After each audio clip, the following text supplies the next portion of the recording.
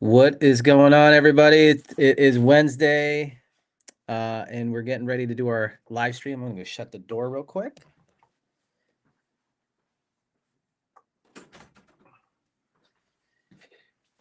No distractions in the studio today. I have some very good applicable things to for you guys to implement before you buy a rental property. So buying a rental property is not just about running the numbers. It's a very important piece of it, but there's other aspects to buying rentals. And I want to share with you some of the things that we look for when we are going about buying. So first and foremost, I'm RJ Pepino, one of the founders of Cream Cash Flow Real Estate and Money. Thank you for joining our live stream today. If you're joining it live or if you're joining it after the fact, we've got some goodies, some freebies, some goodies that we're going to share with you guys for the ones that stay on for the whole live. You want to make sure you want to stay for the whole thing because I'm going to be sharing some really good information with y'all. So make sure you have your pen and piece of paper, take some notes. I'm going to go over some of the basics, and then get right into the checklist that we have. So we're going to be sharing this checklist with you guys that are going to stay on for the whole live. Just some quick housekeeping. We go live every Wednesday at 11 a.m. Eastern. We're using a platform that allows us to stream across, Facebook and YouTube and Instagram. And so you don't want to miss these because we've got some really amazing things that we're sharing with y'all. Stuff that I wish someone would have told me, 10 years ago when we started buying rentals and started doing this. So don't miss these. Make sure you turn on the notifications and all that, but we'll get right into it. So, the very basics, and I'm going to share my screen here, but before I do that, the very basics that you want to, know about when you're buying rental properties is that, you want to run the numbers, right? So what the numbers look like is your purchase price, your rehab, the renovation price, and your end financing price. Because what we teach here is, we're going to be doing the BRRRR strategy. If you guys are not familiar with that, it's the buy, renovate, rent, refinance, and repeat strategy. And so a lot of what we do, when we look for when we're going over deals that could potentially be rentals, is we look at the end after the property is fixed up, the value at the end, right? And then we work backwards. So our financing for refinances right now, they're landing around 75% of after repair value. You've seen it before, as sometimes on when you open the emails from wholesalers, they're calling it ARV. All that means is just what is the property worth once you fix it up. So we're taking, let's just say, a house that's worth 200K, and we're taking 75% of that. And so our all-in is what? 150. So when we're going into a rental property, we're already wanting to be all in at 75% or better.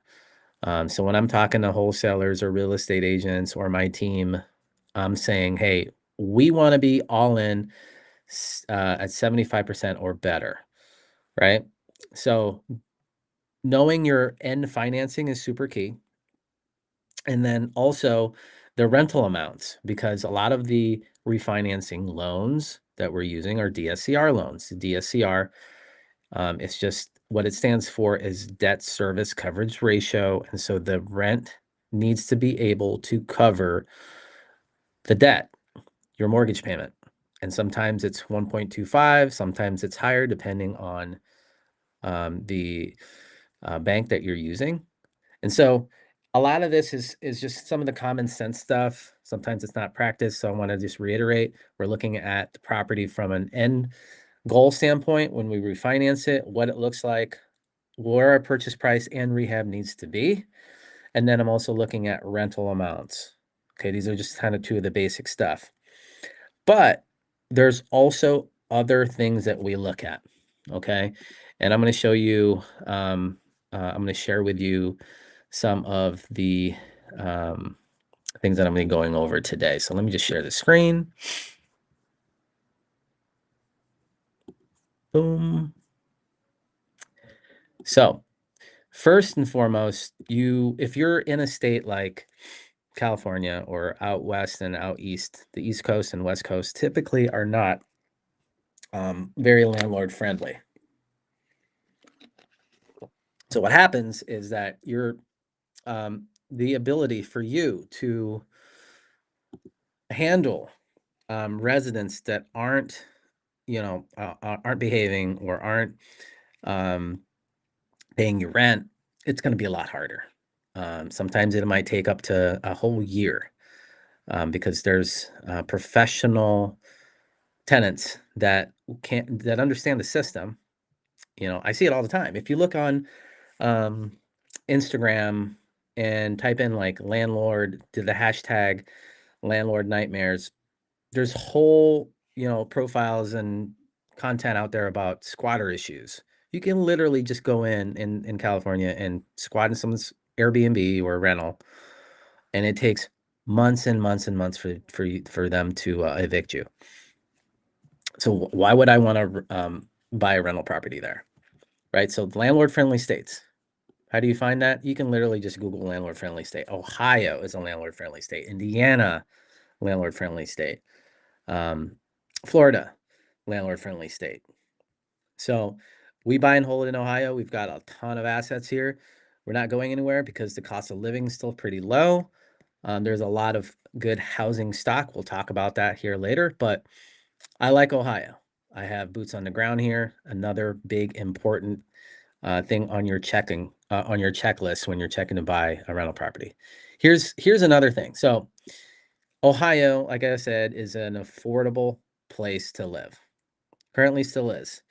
And so we like to play in that affordability zone. So when you're going and looking at rental properties, here's what you got to look for. There's a typical example here of a house that's 150K that will rent for $13.50 a month, or a house that is 600K, right? Where do you find 600K houses? Most of those houses on the West Coast and East Coast, the medium price range is probably around 500 to 600 and up. And what will those rent for? A lot of times those are only going to rent for 2,200 to 3,500. And it's just not, it doesn't make sense, in my opinion. And you probably won't qualify for any DSCR loans there because it doesn't cover your debt, So look, we look for affordable zones. Indiana has it, Ohio has it, and parts of Florida still make sense, has it. And so this is just some of the things that you want to be looking at outside of the normal, purchase and rehab and rent amount, right? Affordability. Are you buying in a house? Are you buying houses in an area that will meet or pass the sniff test of 1% like we do? So in our area, if you guys are hopping on and from Ohio, if you're from Ohio, definitely put in the comments where you are from in Ohio and if you're a wholesaler, because we would love to connect. We're in buy mode right now, and we're talking to a lot of the wholesalers to see if they can find rentals for us. But Ohio has a bunch of house stock that in that 150 to 250 range. And what we've seen is that they're built in like the 1950s to like 1980s. Okay. And then the newer built homes are great options because, the plumbing is a little bit different. There's not a lot of plumbing that needs to be repaired. The electrical is a bit updated in some of the newer ones so that you don't have to go from like knob and tube and update that, right? So next piece. We're talking about investing in an area where there's, a lot of invest in an area where there's a lot of asset class you're looking to buy. Basically, what that is if you're looking for single families, but you're pointing your marketing in an area that's heavily industrial. So, for example, there's some areas in Ohio, like south of High Street, where it's all like industrial and commercial. Now, there's some housing there, but I wouldn't want to buy there because what happens is that you want to have that ability to have multiple exit strategies with your rentals. And so there's going to come a time where you may want to sell. And so if you're going to sell your rental and you're looking for a different type of buyer, right? Not the resident that you live in there, maybe like a home buyer. Well, is that home buyer going to want to live around something that's industrial? Answer is probably no. So you want to buy in an area that has a lot of the similar asset classes that you do. So you want to buy in a nice neighborhood that has similar housing stock, right? A lot of ranches and I say housing stock is just a term that I use to describe the similar type of houses, not a house that's very close to, other multifamily or industrial commercial because it's going to be tougher to find a buyer there. Okay. So let's go back to my sheet here. And by the way, Dave, I think Dave is in the comments. He was not able to join today. He's down in Florida. His young girls, they're getting some solid physical therapy treatment there. So anyways, I think he might be in the comments, but he definitely put this sheet together. So appreciate you putting this sheet, but give him a shout out if he's in the comments. Anyways, you want to also, I mentioned about running the numbers with rents, purchase price, and rehab. But another thing you want to pay attention to is the property taxes. Because if you are going over a deal to see if it makes sense for you to buy a rental, here are your expenses. Okay. You have number one, your property taxes, you have property insurance. Okay. And then you have your mortgage payment. Okay. Big expense, right? And then you have any vacancy or maintenance, right? So these properties aren't going to be filled for the lifetime of, the when you're going to own the property. Tenants move out and tenants break things. So you got to factor in vacancy, maintenance, property management, taxes. Property management, if you're doing it on your own, that's an expense that you take on, but you also have insurance. These are the things that you got to figure out. You got to really understand what you're buying and make sure that you pay attention to that because in some of the areas, taxes have gone up. It's what we've seen. And so what happens on the underwriting is you got to buy at a deeper discount. You can still do that today. We haven't been buying that many properties because we are still sticking to our numbers and making sure we're buying right.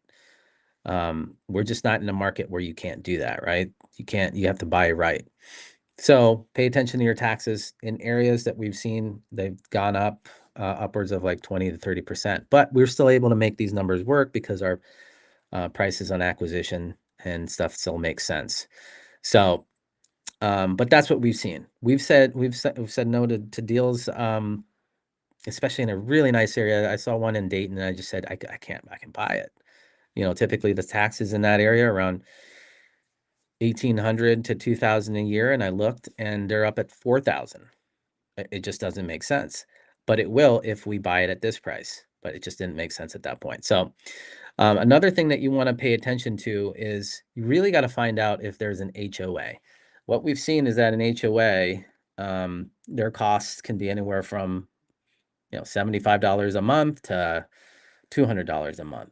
And so that actually factors in your cash flow as well.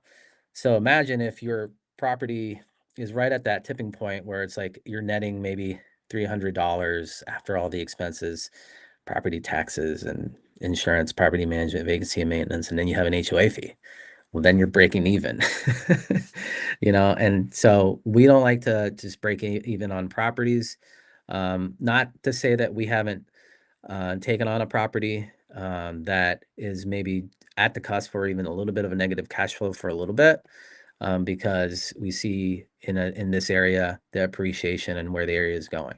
It's very rare, or we're just in a situation where we need to do that. A lot of times, though, we're going to say no, and we've said no to a lot of deals recently in the past, year, because we're sticking to our numbers. So, let me show you a property that, let me share. Let me switch gears here. Yep, this one right here. Um, I'm gonna pause and just for the guys for everybody that's watching. Let me check the. Oh, here we go. Yep, Dave's busy in the chat. Anyways, so if you have questions, put it in the chat. But I want to make sure you guys see my screen. So if you can see my screen, give me a thumbs up. And if you're just viewing the live now, type in where you're viewing this live, city and state. And if you're in real estate, because I'd love to connect with you. We are looking to buy, and then I want to make sure that we are live in places that we should be going live. So this is a property that we are saying, we at first, like, look, it's a nice property. Look at this, older property, probably built in the 30s or 40s. A lot of the other houses look to be in good shape. Not a lot of vacants that I can see. But I want to tell you something here, and give you guys some different things to think about. Looks like it's got a nice backyard. This is actually a multifamily. So we said no to this deal, okay, to buy and keep, because it's on a busy intersection. Double yellow lines on here. And the reason why is this. So, typically we like to rent to families that have kids. And when you have especially children, like, I've got kids and they're between the ages of 1 and 4, they're going to want to go outside and play on the front yard. And when you have a busy street like this, it could be a liability. And so it's going to just the person that's going to rent this isn't going to be the one that I want to rent to. I love renting to families. They typically stay their whole, lease term to take care of the property. And another aspect of this is that it's a liability issue. They got kids, they got running across the road here, in busy intersection. It just doesn't, I don't like that. I'd rather have this house sit in the neighborhood, in a cul-de-sac, or in a neighborhood that's a little quieter, not in a busy street. And on top of that, if you go to sell this property to a homeowner, they're thinking the same thing. Do I want a property on a busy street like this? Probably not. There's probably options for them to rent maybe behind this within the neighborhood, or buy behind this street in a not so busy street. Okay? So, you gotta pay attention to that. The double yellow line, we've said no to a lot of investment properties recently that does that. We have investment property on busy streets, and we are dealing with them and all the issues that come with that. It just attracts a different clientele. Okay.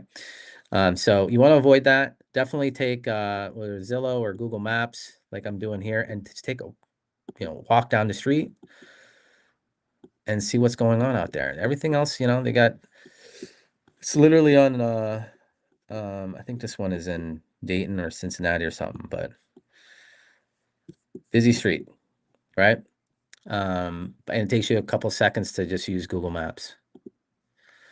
So another thing is, what we look for in the actual structure of the house is, would it be possible if we could get more rent if we add, either finish a half bath and turn it into a full bath, or add a half bath to increase the rental amount? So we look for that. And one of the houses that we did recently, was a weird one. It was a 3-bedroom, 1-bath, and it was a rental for a while. And there was only one bathroom, and it was upstairs. And so we heard a lot from them, like, hey, there was at one point in the basement, they had a toilet there. These are very typical for houses that are older is that you'll see like a toilet just in the middle of the basement, and it's literally just sitting there. Just there's no enclosure. It's just a toilet. It's plumbed, and then a shower sometimes just open. And I guess back in the day, that was the thing. They would just like have these open bathrooms downstairs in the basement.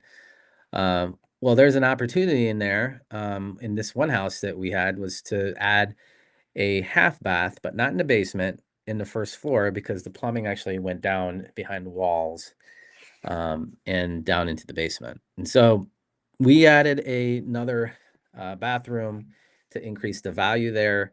We didn't know if we wanted to rent it back out. We ended up actually selling it. But if we once we added that extra bathroom, um, it would have rented out for another couple $100, which is huge for deals, for extra cash flow, to add value, for appreciation. So this is something that we look for in houses. You could either add a bathroom, a bedroom, and you could add more value to your rental. Okay, take a two-bedroom to one bath. You literally need to go through the house and not just take the seller seller's word for it, okay? Because sometimes they're gonna be like, "Yeah, it's a three-bedroom, actually a four-bedroom, one bath," and then you go in there, and in order for you to get to the bedroom, you gotta go through a bedroom. And one thing I joke a lot about this, but one thing I learned about in real estate school is functional obsolescence. Um, that's just a fancy term of a weird layout, and I'm gonna go through this other checklist that I have, but a weird layout is something that we say no to. We don't want a hodgepodgey house. It's just gonna it's not gonna be a good experience for the person renting or buying it, and so we say no to the hodgepodge, the functional obsolescence, trust me, because we have some houses that are hodgepodgey, and I'm speaking from experience here. It's like you try to market for, it's technically a three-bedroom, but then when they go through, it's like, is there another way that we can turn that into its own room for privacy, like, not go through one room? Because when you're renting out these houses, you're renting out to families, and, the one kid doesn't want the other kid going through their room to get in their room, so it just it just creates some weirdness, and, um, we'll opt out of the houses that have just weird layouts, okay? Um, Another thing that we pay attention to is, like, the lot size, right? Because if there's some acreage, great, right? But it could also be more management intensive because you got like a couple acres. Well, who's going to mow that? And then on top of that, there's probably things on the land that requires a little bit more upkeep, and so requires a different type of person. I know recently we've gotten a lot of inquiries about, hey, do you have any properties that have land? And this happened more so in COVID times because people wanted to get out of the city and into the country, and you know um, give themselves some space when everybody's on top of each other, getting everybody sick, apparently. But anyways, so the lot size is important. If you're in a market that has a lot of like rentals on the market with land, then you want to pay attention to that and find properties that have that too, because you don't want to be the odd house in that neighborhood that doesn't have a lot of land or doesn't have an extra bedroom. So another tip is when you're going into a neighborhood to buy a rental, make sure that your house is a little bit above and beyond the other houses. You don't want to be the two bedroom in an area that has a lot of three and four bedrooms. Minimum, you want to be a three bedroom because, and then if it's a two bedroom, then again, look in that checklist that I shared with you. You want to see if there's a way to add a bedroom to your house, so you're not the odd house in the neighborhood. Because again, oh, you guys couldn't see my screen, huh? I'm seeing. Can you guys see my screen? Can you guys see this? If you can't, then I will make sure that this little checklist, let me look at the comments. I'm going to type, can you see my screen? Sorry about that. I'm just yapping away. All right. If you can see my screen, definitely let me know so that I can, if not, then I guess let me stop. Let me share again.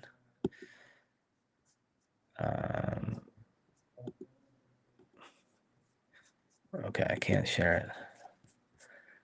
Okay, maybe I can't. But I'll make sure that you guys get this checklist for sure. Sorry about that, guys. All right, so pay attention to large lots. And last piece here for me is that we don't like, okay, so in the beginning, in order for us to make our private capital work, we invested in the C class areas. C class just means like areas that have a little bit higher crime, transitioning type areas. And we had to do that because at that point in the time in the game, these properties were cheap. You could buy them for less than $10,000 all day long. And it made sense for us based on our private money, right? Private money relationship back then. Well, as we started to get traction and a credibility and paid back our lenders, they introduced us to their friends and it just started to snowball. Eventually we got out and we're still, we'll still buy it in certain streets because it's a street by street basis in some of these C class areas. But nowadays we want to be in a step up that, which is the B class, which is areas where it's right before you hit the suburbs, and that 150 to 250 price point really works there from an endpoint, from a DSCR, debt service coverage ratio standpoint, from price to value, the price of the property and the rent to value there is a lot better. So that's where we are now. You want to pay attention to a lot of the high crime, and sometimes in these areas where you see a lot of activity, it's just it looks good on when you run the numbers. It looks good on paper, but in reality, it's so management intensive that it's really it's not going to be a good investment at the end of the day. So use toggle in Restream. All right, let me see how I do that. Where's the toggle button? So let me share this again. Maybe I got to share the window.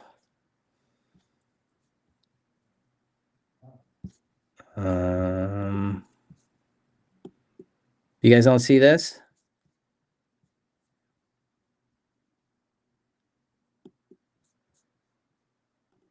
Yes? Always great advice. Thank you for sharing your knowledge. Thank you, Lori. Look, so I don't know what I'm doing wrong. I'm trying to share this screen, but I'm going to make sure that you guys get this checklist. But on top of that, there's another one that I wanted to share with you, which is this checklist as well. It looks like it's just sharing my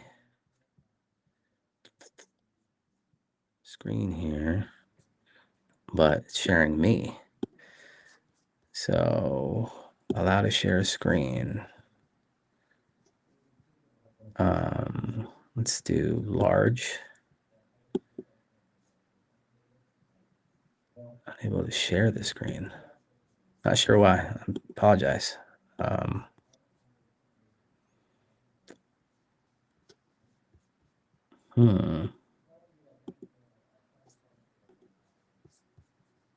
Anyways, hang with me here.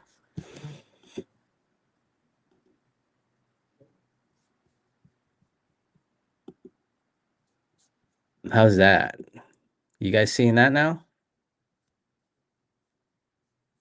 Yes? Thumbs up? Thumbs down? I see your face only. No. Did you see this?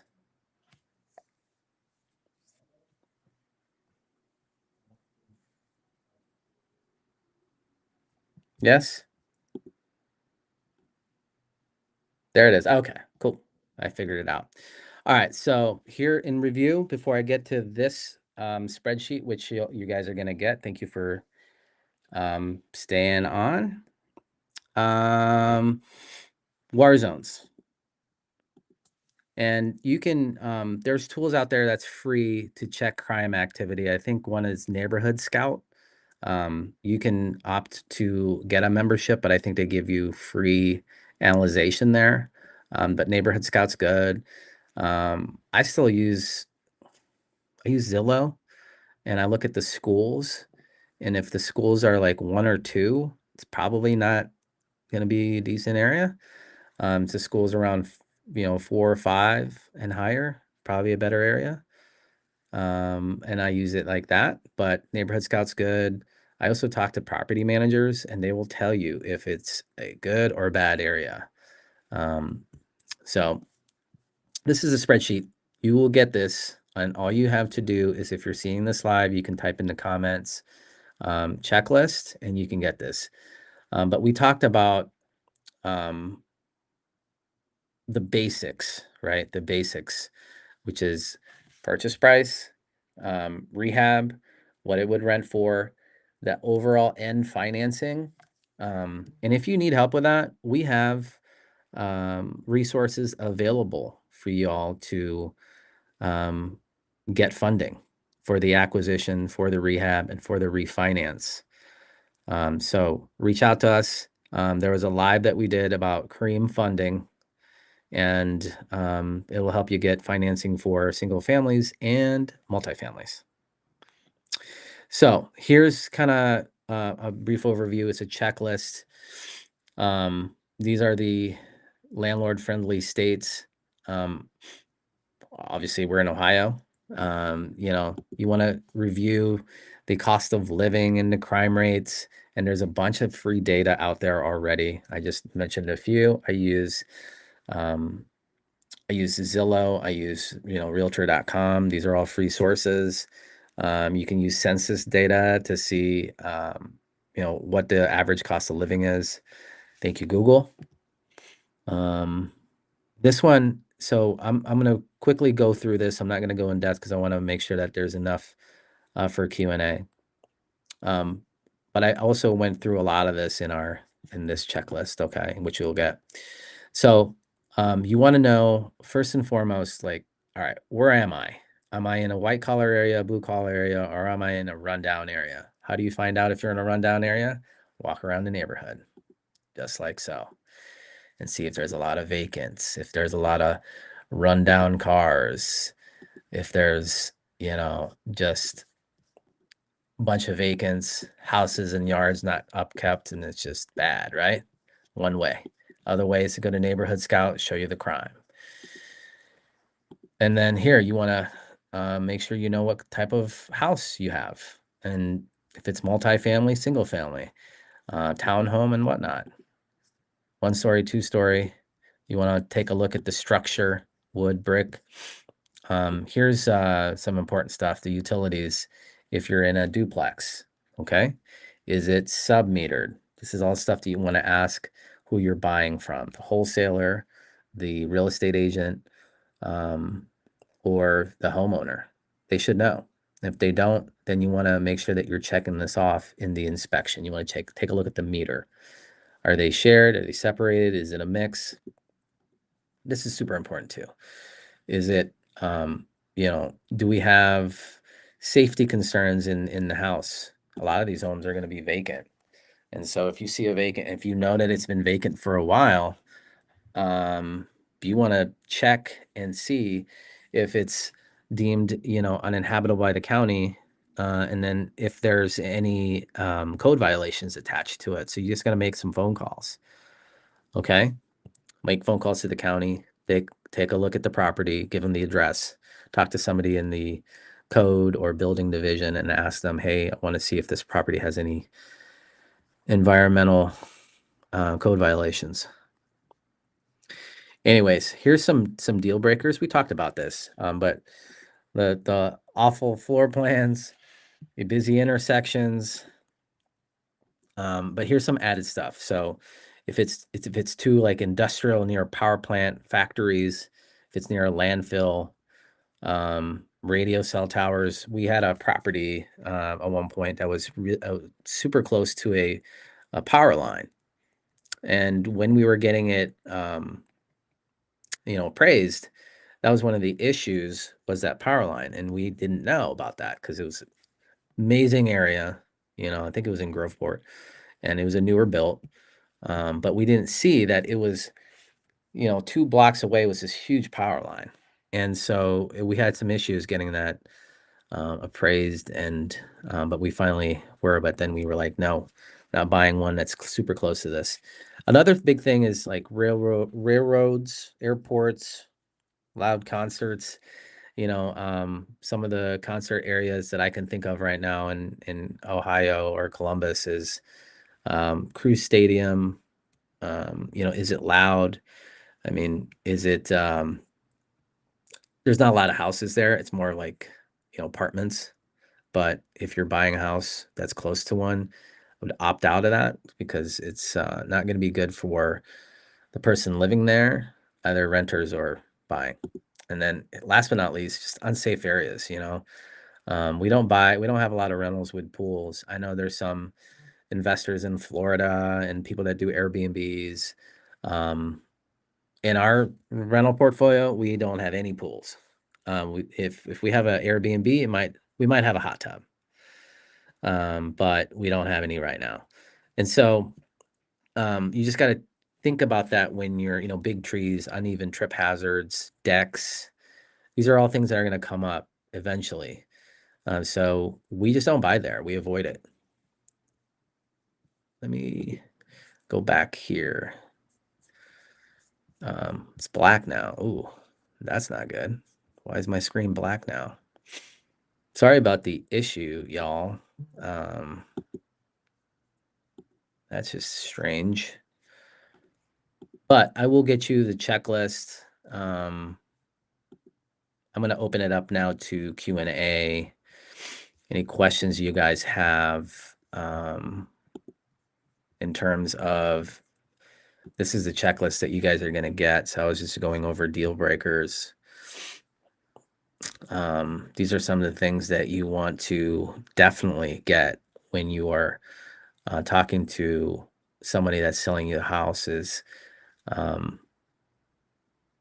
this one right here is like, if you're buying somebody's property subject to, it's a little bit advanced strategy, but just hang in there with me. If you're taking over somebody's mortgage, you definitely want to check out their mortgage paperwork and see what you're getting into. Again, common sense stuff, but sometimes it's common sense isn't practice. So,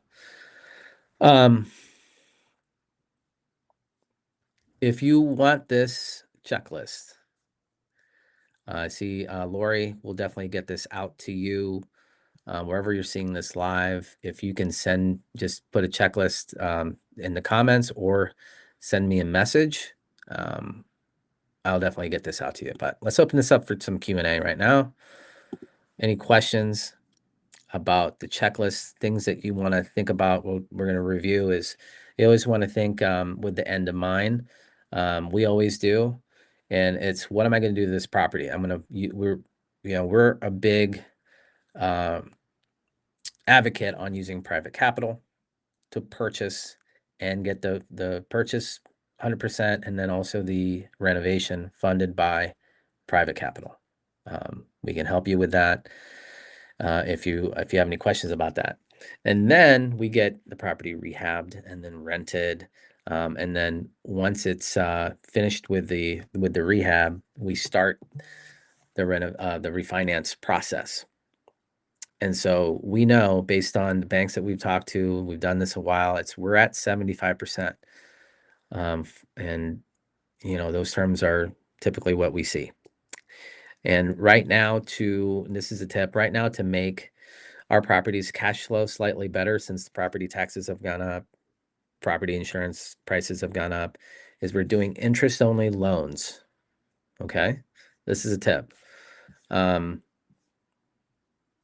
So that's what we're up to. We're making these things work for right now. And then eventually, rates, Fed, they're going to do what they do. Real estate has always, in our experience, prices have always gone up. Rent prices have gone up as well.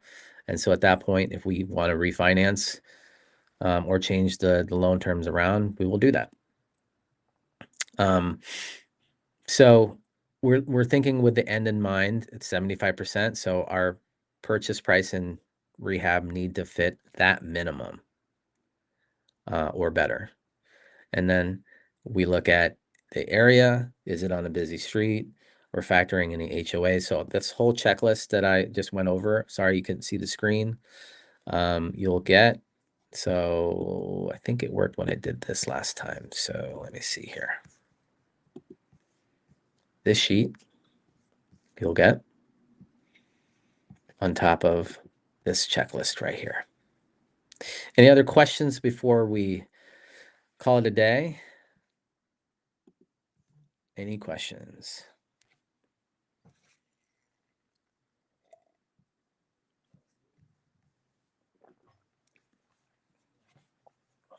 Let me see on IG if I'm getting any questions.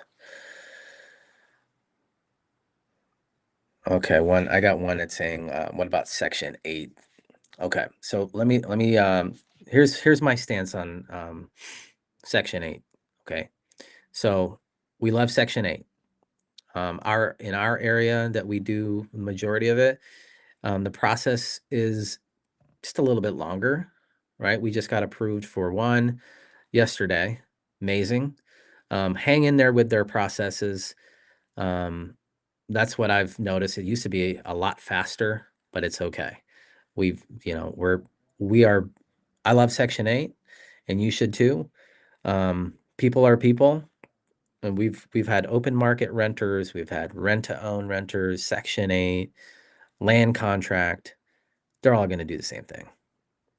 Okay. So it's all about making sure that the rehab that you do is really good. We made some changes in our, finish selections so that the property lasts the wear and tear, because people are people, My house is messy. I'm not gonna lie. There's stuff that's broken since we moved in a couple years ago. So I like Section 8. Just know the processes. Make a friend with the inspectors. You're not gonna, sometimes the inspectors are gonna be, not have the best day. So just make a friend. But once you get into the system, you can rinse and repeat. So I like that. Let's see. Any other questions though, guys? Again, if you want the checklist, type it in the comments, reach out or send me a DM. I will get that over to you. And guys, you guys have been really, really quiet on these. But yeah, so this checklist is yours. You just gotta send me a message. We are going to be doing another live stream. I think the topic, well, I'm not gonna share it now, but be on the lookout for that, guys. It's been thank you for hanging in there with me with my technical difficulties. I think what I got to do is hit a couple more buttons than before, but appreciate you. I will talk to you very soon. If you aren't following me, follow me on Instagram, Facebook. Definitely go to our YouTube channel. We've got a ton of longer form content there. And if you're interested in getting any more help, just DM us. We've got a couple programs and a ton of successful students. So talk to y'all soon. I don't see any questions, so make it a great day.